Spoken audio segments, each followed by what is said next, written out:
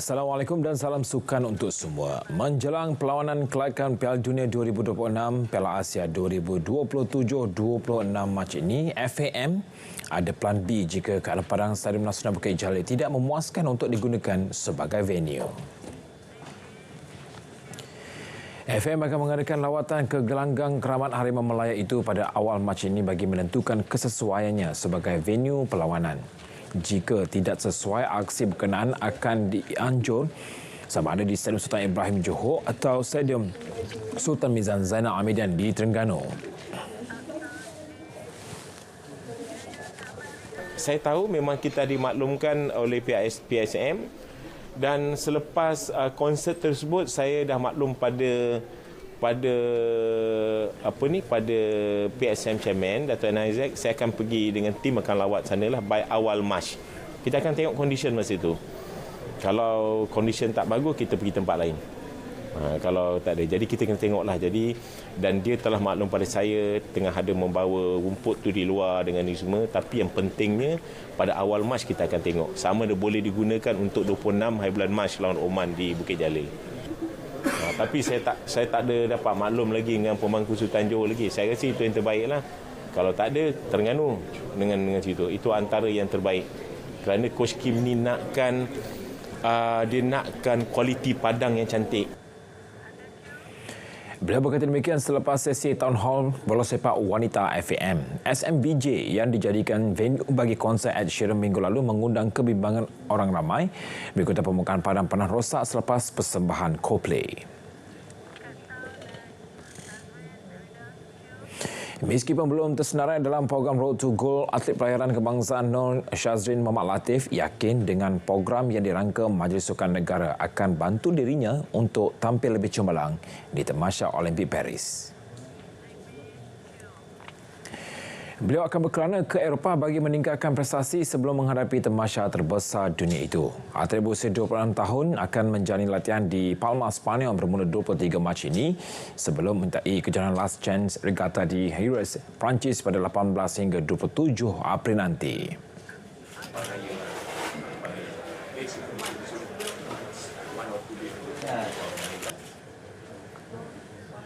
Every sailor akan training kat sana, yang dah layak pun akan training kat sana. So itu satu peluang saya untuk training dengan kompetitor lain. Saya percaya 100% dengan program MSN yang bagi kat saya. So improve lah untuk diri saya sendiri, training hard. Untuk preparation yang singkat ni, saya harap saya dapat improve daripada result yang lepas ni. Menjelang Sukan Olimpik 2024, kontingen memanah negara sedang merangka penyusunan jadual perlawanan antarabangsa sebagai persiapan dan tambahan mata untuk tamasya berprestij dunia berkenaan. Jurulatih skuad negara Muhammad Marbawi Sulaiman menyifatkan barisan atlet yang kini berada pada tahap terbaik untuk menghantar mana-mana kejuaraan penting sebelum tamasya di Paris.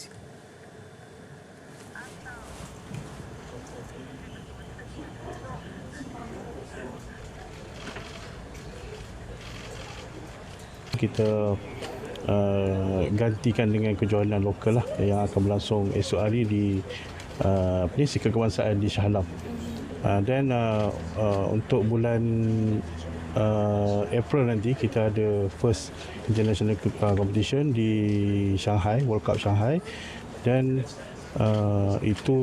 dan satu lagi bulan Mei di Yecheon, Korea. Itu pun kejohanan World Cup Series lah. Sebelum kita ke World Cup Stage 3 di Antalya. Kejohanan tempatan yang berlangsung esok menjadi medan menilai kemampuan atlet mendominasi kesusahan permainan. Slot ke Olimpik kali ini mendapat tentangan sengit dari beberapa negara, bukan sahaja Eropah, malah dari Asia Tenggara. So far yang saya tengok seperti India, China dan juga USA untuk recurve wanita lah. Dan negara-negara Europe pun ada beberapa negara yang kita lihat dia kuat dari segi individu, tetapi tim masih belum dapat kelayakan.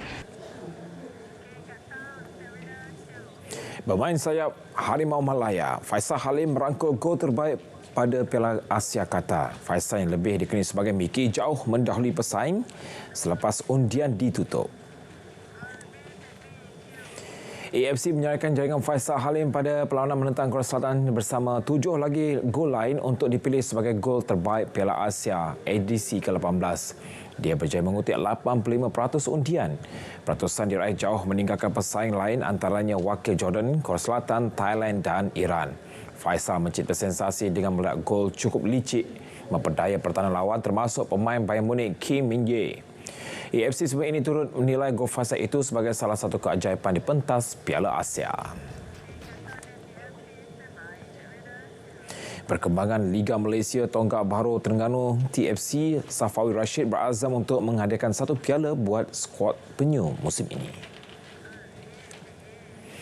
Jelas Safawi kepulangannya ke Terengganu ini secara pinjaman oleh pasukan JDT diharap dapat membantu skuad penyu menjurang kejuaraan dalam saingan Liga musim ini terutamanya selepas beberapa kali terkandas di peringkat separuh akhir Piala FA dan Piala Malaysia. Safawi juga berhasrat mengangkat Terengganu muncul antara pasukan terbaik Liga Malaysia musim ini. Selain Safawi, JDT turut meminjam seorang lagi pemain sayap Kaheng Kedah, Akia Rashid kepada TFC. Pengurusan Perak FC mencadangkan agar penukaran rumput baharu jenis Zion Ziosia atau Bermuda di Padang Stadium Perak hanya dilaksanakan pada penghujung musim. Ketua Pegawai Eksekutif Perak FC, Bobby Farid Syamsuddin berkata pihaknya menghargai usaha baik untuk menukar rumput stadium itu namun terdapat beberapa kekangan yang akan dihadapi jika kerja-kerja penukaran rumput dilakukan sekarang. Pihaknya turut mencadangkan venue Liga Super bagi Perak FC kekal di Stadium Perak dan bukannya di Stadium Majlis Perbandaran Manjung. Perlawanan pasukan yang menggunakan stadium berkenaan akan diadakan pada sebelah petang selain dijangka tidak mampu menarik ramai penyokong untuk datang memberikan sokongan. Beliau berkata cadangan itu sepatutnya dibangkitkan pada sesi perjumpaan dengan KBS, Majlis Bandar Ipoh dan Esko Kerajaan Negeri namun terpaksa ditunda. Kejayaan Izzah Izzati mengungguli Kirin kejohanan berbasikal track Asia seakan memberi petunjuk pelumba muda itu memiliki masa depan yang cukup cerah. Keyakinan itu dilontarkan jago berbasikal track negara Dato' Azizul Hasni Awang. Dato' Azizul Hasni menyifatkan saiz tubuh badan bukanlah penentu bakat seseorang terutamanya apabila Izzah Izzati hanya memiliki ketinggian 1.52 meter. Menurutnya, ACC New Delhi merupakan medan terbaik buat pelumba menunjukkan potensi sebenar termasuk merangkul kejuaraan Asia yang menjadi idaman pelumba rantau Asia. Prestasi Izzah Izzati menjadi bukti kemahuan mengatasi segala-galanya. Dalam pada itu, The Pocket Rocketman turut memuji semangat juang pelumba Anis Amira Rusidi yang tetap menampilkan kayuhan bertenaga sehingga ke garisan penamat untuk meraih piala gangsa meskipun cedera. Sekian Stadium RTM dan berita perdana dari Sungai Kesegara Palestin Pasti Merdeka. Saya Nazif Ahmed Syukri, salam Malaysia Madani dan salam sukan untuk semua.